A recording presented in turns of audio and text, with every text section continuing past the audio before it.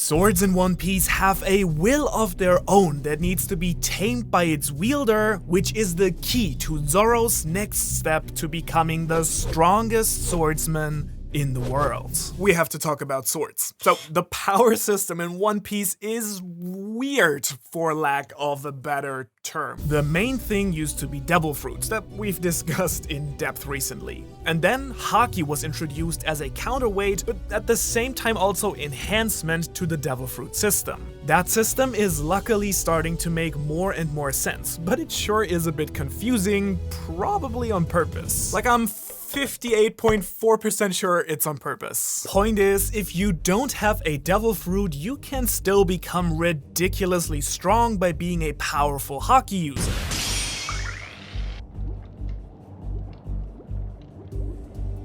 However, you don't ever see anyone without a devil fruit simply fighting with their body, except Sanji. He literally is the only person I could think of that doesn't use a weapon, though he technically is a human weapon himself. So given the latest developments in the manga, and yes, this video will contain some spoilers for Zoro, I want to talk about the third and least discussed part of the One Piece power system: weapons, or more precisely, swords. Hi, my name is Manu. I keep wanting to buy a katana, even though I don't have any space left in my room. And today we're gonna address the latest reveal around swords in One Piece, what it actually means to create a black blade, and why Zoro has now reached the next level as a swordsman. Also, I know you already get this, but for the few people who seem to be confused about this, I tend to start my videos with an analysis fully based on the material and then end it with some theorizing. I just like to think about what these things could mean and look like in the future. So, swords have a special place in my heart as a One Piece fan. Many of the most legendary characters in the story are swordsmen. Zoro, Brook, Mihawk, the samurai of Wano such as Ryuma or Oden, Whitebeard, Shanks, Rayleigh, and even Roger himself.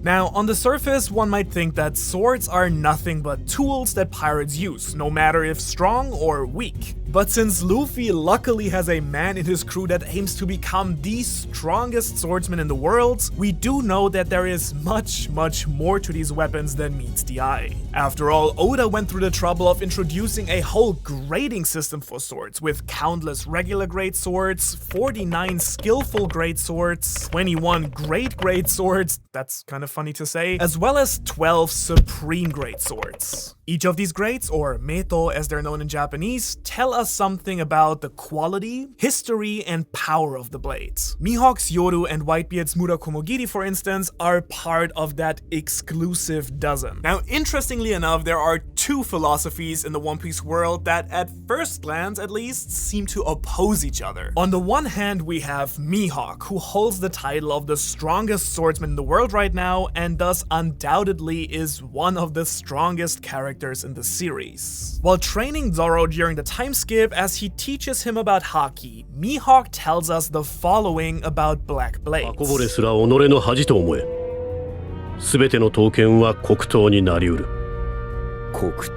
The idea behind this is pretty straightforward, I think. It doesn't matter if you wield a supreme grade sword or a kitchen knife. If you are a true master of the blade, any sword can become a powerful weapon, as Zoro nicely demonstrates in this scene here.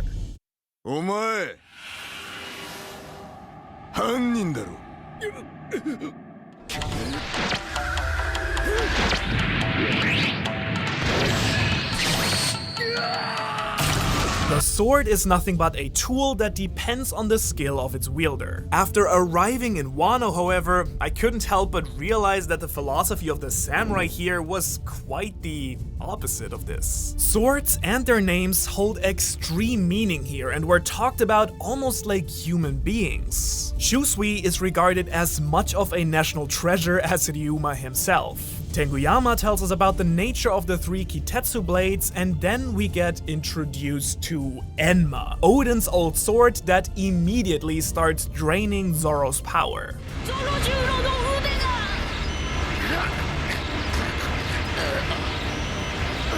In that moment, it became clear that certain blades actually harbor certain abilities. Enma, for instance, clearly takes its user's haki and channels it into attacks of amplified power. So once again, the border between sword and swordsman became a bit more complicated. Certain swords have certain powers, but then again, what about Brook's ice attacks? Is that his skill or his sword? Or Kinemon's fire cutting? He taught that to Zoro, so seems to be a skill that can be done with any sword. What I'm saying is, just like haki or devil fruits, swords in One Piece are just as complicated. So which one is more important now, Mr. Mihawk, skill or sword? I mean, you run around with one of the 12 most infamous blades in the world. But the truth, of course, is that I don't think Mihawk is wrong with what he told Zoro. Mihawk knows that a good swordsman needs to be subscribed to my channel for next generation anime content. That a great sword makes a big difference. That's why he decides to use Yoru after acknowledging Zoro.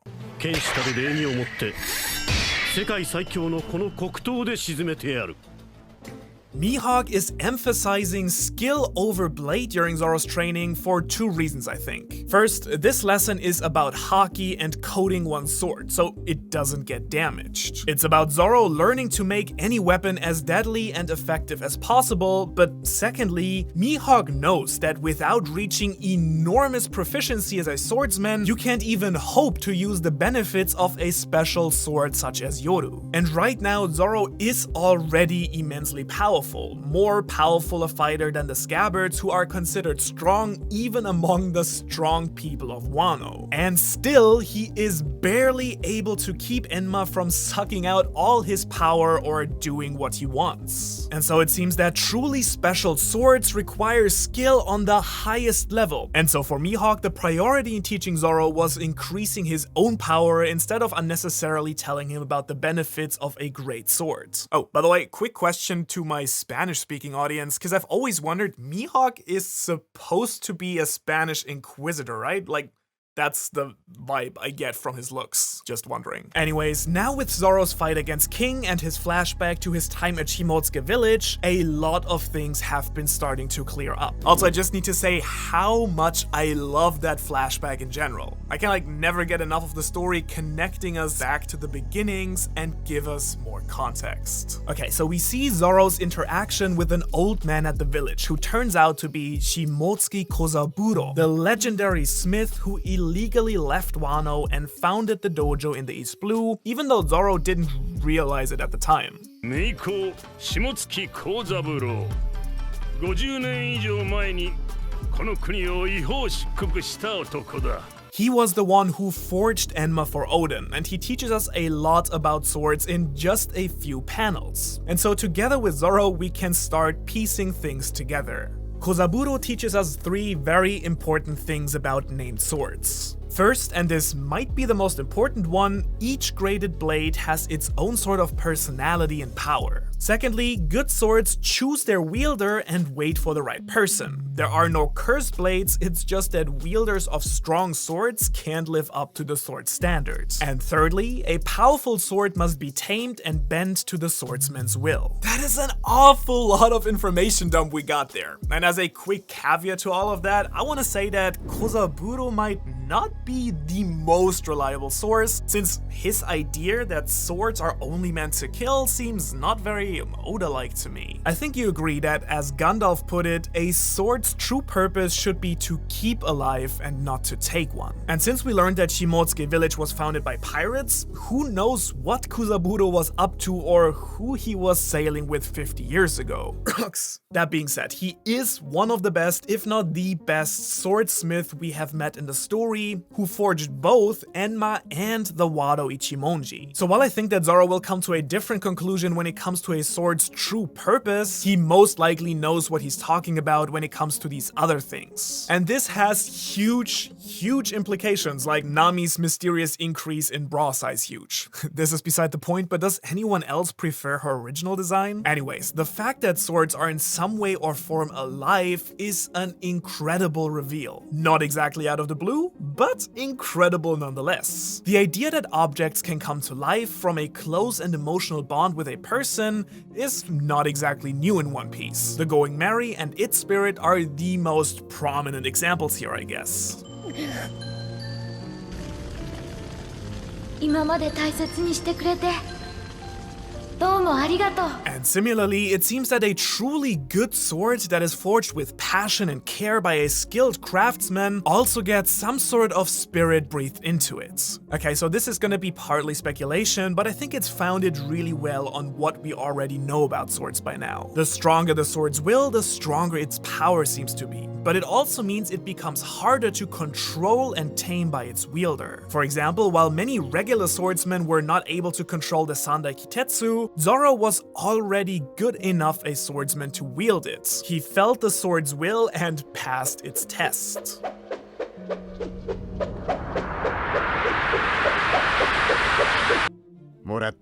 Enma, however, is on a completely different level, which is why Zoro is struggling with it so much. Now, at this point, where I want to talk about Zoro's next step as a swordsman, I'd like to draw an important distinction between two things. Given all the information we have right now, I strongly believe that being able to control a powerful sword is not the same as being able to turn a sword into a black blade. Zoro comments on how Oden was able to wield Enma with ease. However, despite fighting the likes of Roger and Whitebeard on a regular basis, Oden never turned Enma into a black blade. Meanwhile, Ryuma and Mihawk did. The trick to controlling a powerful, quote-unquote, cursed blade, as Kozaburo says, is taming it and bending it to your will. That immediately reminded me of all the times that Luffy used his haki to tame wild beasts.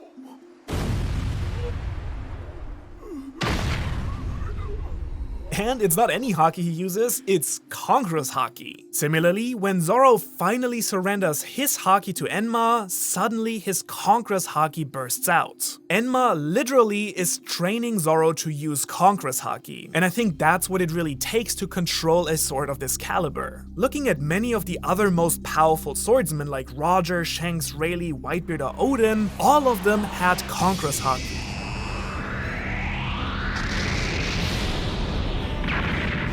And I think for all of these monsters, it's their weapon that is able to bundle their crazy haki and make it a lot more efficient and usable. Similarly to how Luffy's learning to code himself in Conqueror's haki, I think Zoro will have to learn that as well. Kaido, for instance, is clearly doing exactly that when he knocks Luffy unconscious with his Thunder Bagua, not because of the damage, but because he overwhelmed Luffy's will.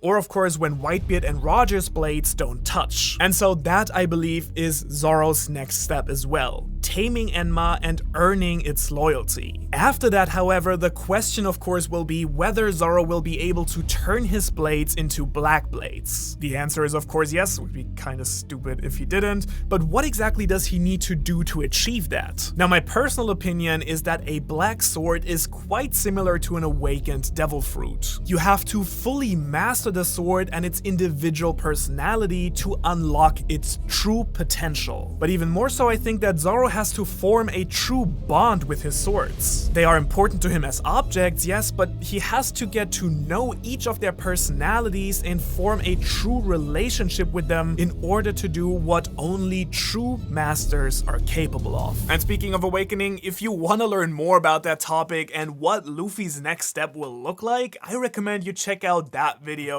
right here. What are you doing? No, go watch it. Go. No, you have to click it here.